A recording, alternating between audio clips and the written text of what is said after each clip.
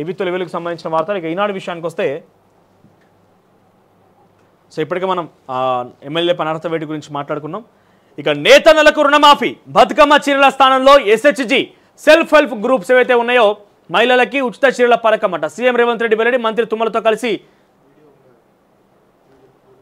IIHT ప్రారంభం ఉందా video ఒకసారి నాకు వాట్సాప్ వేసినావా? సో ఏమంటున్నా సీఎం మాట్లాడిందేనా?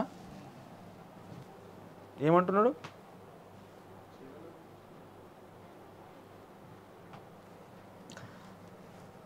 అరకొరగా ఆ చీరల పథకం ప్రారంభమైన తర్వాత పాపం సిరిసిల్ల నేతలకు కొంత ఉపాధి అవకాశం లభించింది. కానీ అది అనుకున్న స్థాయిలో వాళ్ళ యొక్క బతుకమ్మ చీరలు ఆగిపోతే కొంతమందికి నష్టం జరుగుతుందని వారు నా దృష్టికి తీసుకురావడం జరిగింది.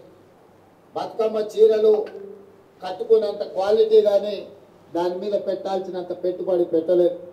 అందుకే ఈరోజు నేను మా మంత్రి అధికారి గారు చెప్తే నేను ఒకే మాట చెప్పిన, ఈరోజు స్వయం సహాయక సంఘాలు మా మహిళలు సెల్ఫ్ హెల్ప్ గ్రూప్స్ కింద 63 లక్షల మంది సభ్యులు ఈరోజు తెలంగాణ రాష్ట్రంలో ఉన్నారు. ఈ 63 లక్షల మంది సభ్యులకు ఒక మంచి డిజైన్తో ప్రతి ఆడబిడ్డకు 2 చీరలు ఇస్తే 1,30 లక్షల చీరలు మనము ఆర్డర్ ఇవ్వచ్చు. మంచి డిజైన్లతోని మంచి క్వాలిటీతో ముందుకు రమ్మని మా అధికారులకు సూచన చేసినాం. హ్యాండ్లూమ్ అదేవిధంగా పవర్ లూమ్స్ మనం ఆదుకోవాలి, పనులు ఇవ్వాలి. ఒకవేళ బతుకమ్మ చీరలు ఆగిపోతే కొంతమందికి నష్టం జరుగుతుందని వారు నా దృష్టికి తీసుకురా. బతుకమ్మ చీరలు గతంలో సిరిసిల్ల నేతన్నలు చేసేవాళ్ళు అయితే ఇప్పుడు ప్రజెంట్ వాళ్ళకి ఇంకా ఆర్డర్స్ కూడా ఇవ్వలేదట ఈ ప్రభుత్వం వచ్చిన తర్వాత. అయితే వాళ్ళు కొంత నష్టపోతున్నారనే విషయాన్ని గమనించినటువంటి ఈ ప్రభుత్వము నాకు తెలిసి ఈ 10 రోజులు అవుతుందా? దసరా ఎప్పుడు ఉంది డేటు? అక్టోబర్ 12. ఎస్, అక్టోబర్ 12 ఇవాళ సుమారు 1 నెల రోజుల సమయం అయితే ఉన్నది. మరి ఈ 1 నెల రోజుల్లో వాళ్ళకి ఇచ్చిన ఆర్డర్లు 1,30,00,000 చీరలు అంటున్నాడు. సో తాత్కాలికంగా అంటే ఏడాదికి 2 చీరలు ఇస్తామని చెప్తున్నాడు. కాబట్టి సో ప్రస్తుతానికైతే సుమారుగా ఏడాది చివరి వచ్చేసింది. ఇక మనం 9వ నెలలో ఉన్నాం, ఇప్పుడు సెప్టెంబర్లో ఉన్నాం, అక్టోబర్, నవంబర్, డిసెంబర్. సో ఈ చివరి వారాంతంలో ఒక చీర ఇచ్చే అవకాశం ఉంటే ఉండొచ్చు. అది కూడా దసరాకి వస్తుందా రాదా అని చెప్పలేము మనం.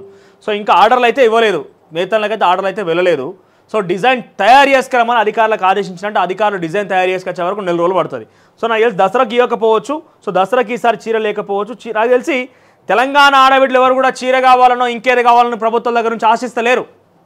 వాళ్ళకి కావాల్సింది వాళ్ళ ఇంట్లో ఒక చదువుకున్న అబ్బాయో అమ్మాయో ఉంటే వాళ్ళకి ఉద్యోగం కావాలనుకుంటున్నారు, వాళ్ళకు కొంత ఉపాధి దొరకాలనుకుంటున్నారు. తర్వాత వాళ్ళకి రైతులు అయి ఉంటే కనుక వాళ్ళకి కొంచెం సబ్సిడీ ద్వారా రుణాలు కావాలనుకుంటున్నారు, సబ్సిడీ ద్వారా విత్తనాలు కావాలనుకుంటున్నారు, వాళ్ళకి తక్కువ ధరలో గ్యాస్ బండ కావాలనుకుంటున్నారు. ఇటువంటి ఆశించారు కానీ చీర ఎవరు ఆశించలేరు. చీర కేసీఆర్ ప్రభుత్వం ఇచ్చిన చీరలు ఎక్కడ ఉన్నది తెలుసా? ఇప్పుడు మీరు పల్లెటూరులకు పోయి చూస్తే బెదుర్లు పెడతారు తెలుసా నీకు? మాకు తెలుసు బెదుర్లు అంటే పందులు రాకుండా, అడవి పందులు రాకుండా, ఇతర ఏం రాకుండా బెదుర్లు పెడతారు, ఒక దిష్టిమో తయారు చేస్తారు. మొత్తం అక్కడికే వెళ్ళిపోయినాయి. లేకపోతే కొంత సిటీలో ఉన్న వాళ్ళు అయ్యే ఉంటే కనుక ఊర్లలో బొంతలు తయారు చేస్తారు, ఆ బొంతలకు వాడుకున్నారు. అంతకు చెప్పి ఎవరైతే నాకు తెలిసి ఆ చీరను కట్టుకోలే, చీరను ఎవరు కట్టుకోలే. ఎవరో ఇక 100లో 1-2 వంటి వాళ్ళు ఇక పాపం బీదరికంలో అనుభవించే వాళ్ళు అది కట్టుకొని ఉంటారు. కానీ ఏ సామాన్య మధ్య కుటుంబంలో ఉన్నటువంటి ఆడబిడ్డ కట్టుకోలేదు. ఎందుకంటే అది చూస్తే మరి తీసిపారేసేటట్టుగా ఉంది. అటువంటి ఇవ్వకుండా అయిపోతుంది. మీకు ఒక విషయం తెలుసా? కేసీఆర్ గవర్నమెంట్ కుప్పకూలిపోవడానికి ఆ బతుకమ్మ చీరలో కారణమే. ఆ చీరలు ఇచ్చి ఏదో ఒకటి ఇచ్చి పడేసి అంతా ఆగం చేసి పడేసి పంచాయతీ చేశారు.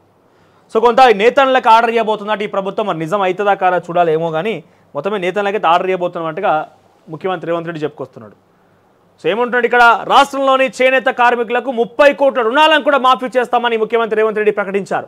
బతుకమ్మ చీరల స్థానంలో 63 లక్షల మంది స్వయం సహాయక బృందాలు సెల్ఫ్ హెల్ప్ గ్రూప్స్కి మహిళలకు ఏటా 2 చొప్పున చేనేత చీరల పంపిణీ పథకాన్ని ప్రారంభిస్తామని, వీటి ఆర్డర్ను చేనేత సంఘాలకే ఇస్తామని చెప్పారు. సోమవారం హైదరాబాద్లోని లలిత కళా తోరణంలో జరిగిన కార్యక్రమంలో మంత్రి తుమ్మల నాగేశ్వరరావుతో కలిసి CM Revanth Reddy Indian institute of handloom టెక్నాలజీని వర్చువల్గా ప్రారంభించారు.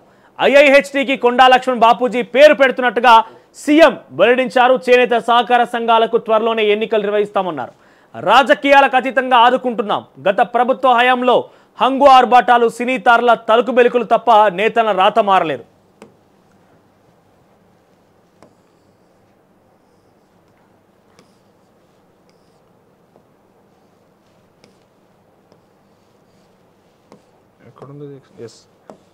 వారి జీవితాల్లో ఎలాంటి మార్పు రాలేదు, ఆత్మహత్యలు ఆగలేదు. పవర్లూమ్ రంగానికి ఉపాధి కల్పించే ఉద్దేశంతో గత ప్రభుత్వం నాణ్యత లేని బతుకమ్మ చీరలు పంపిణీ చేసింది.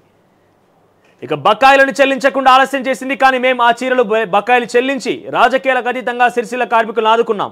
ఆ పథకం వద్దని అధికారులు స్పష్టం చేశారు. రాష్ట్రంలో 63 లక్షల మందికి ఏటా 2 చొప్పున అంటే 1,30,00,000 చీరల్ని సుమారుగా అందించబోతున్నారట.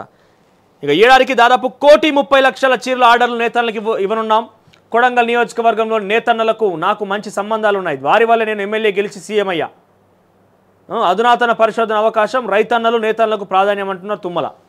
ఇక నేతన్నలు కూడా సుమారుగా 30 కోట్ల రూపాయల రుణమాఫీ చేయబోతున్నారు. 30 కోట్ల రూపాయల రుణమాఫీని నేతన్నలకు కూడా ప్రకటించిందట రాష్ట్ర ప్రభుత్వం. త్వరలోనే దాని పూర్తి స్థాయి మార్గదర్శకాలు చేపట్టబోతున్నారట. సో నేతన్నలకి ఏదో ఒక గుడ్ న్యూస్ అని చెప్పొచ్చు. ఇకపోతే వరదలతో నష్టపోయిన ప్రతి కుటుంబం